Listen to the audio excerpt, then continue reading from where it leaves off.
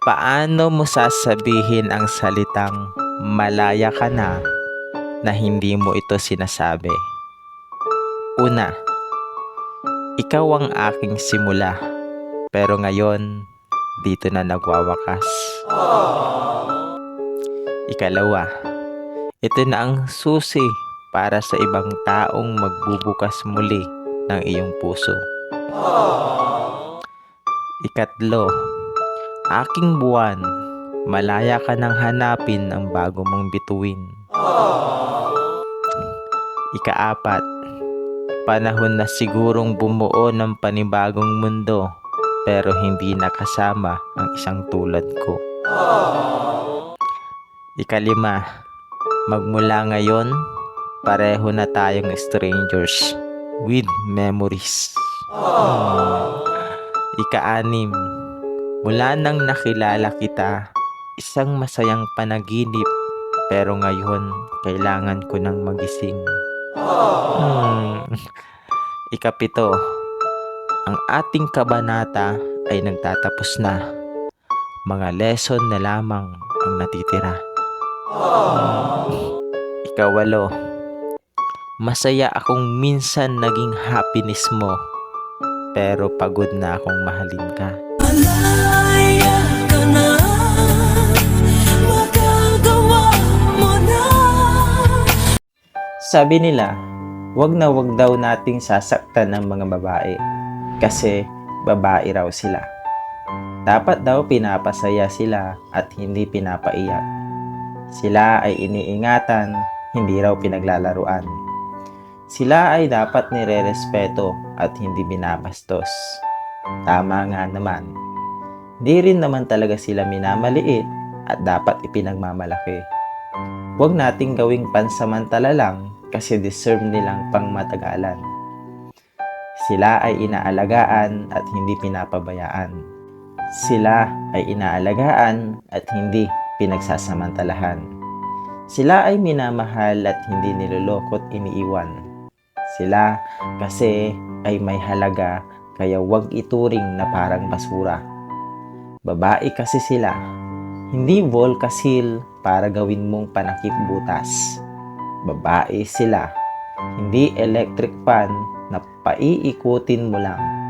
Babae sila, hindi baraha o bola na kailangang pagpasapasahan. Babae sila, hindi damit na gagamit-gamitin mo lang. Babae sila, hindi sila ML na kailangan mo lang paglaruan. Babae kasi sila, hindi sila larong basketball na kailangan mong gawing rebound.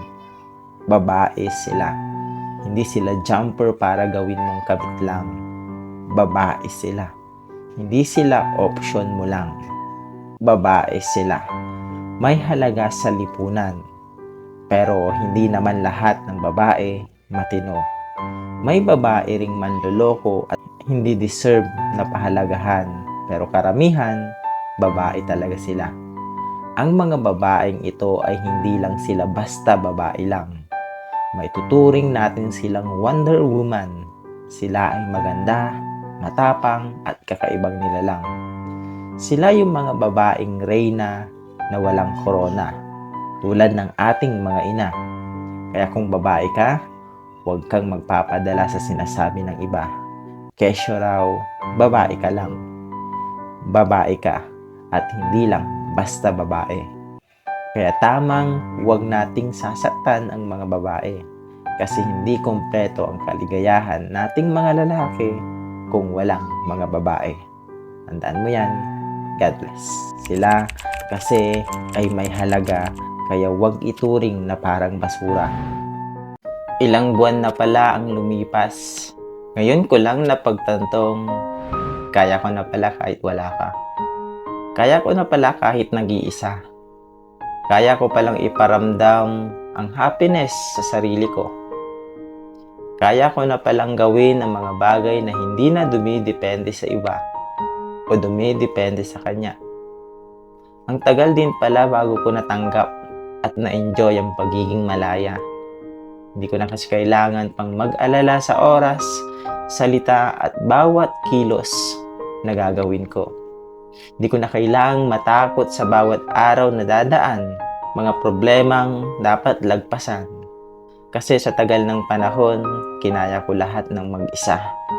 Na-realize kong ang lahat ng aking pagdududa ay tama pala.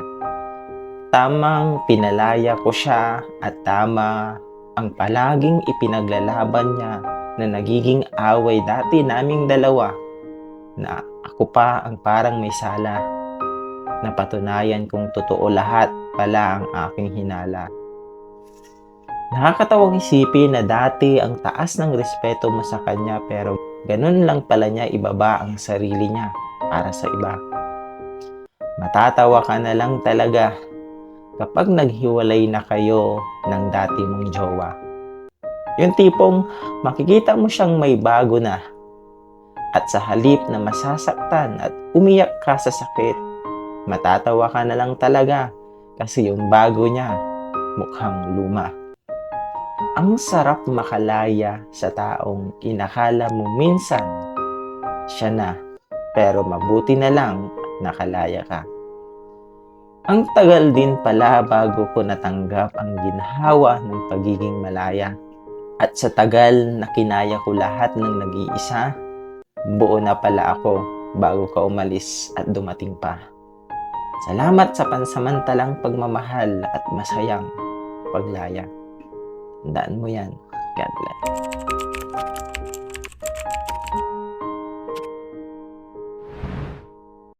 Isang malupit lang na advice sa lahat ng may pinagdadaanan ngayon sa buhay. Punong-puno ka man ng problema, wag na wag mong ipapahalata. Hindi mo kailangang ipahalata sa ibang tao kasi karamihan sa mga taong nasa paligid mo, inaabangan nila ang pagbagsak mo. Inaabangan nila para mahila ka nila pababa. Kaya ipakita mo, kaya mo at hindi ka susuko. Huwag kang panghihinaan ng loob.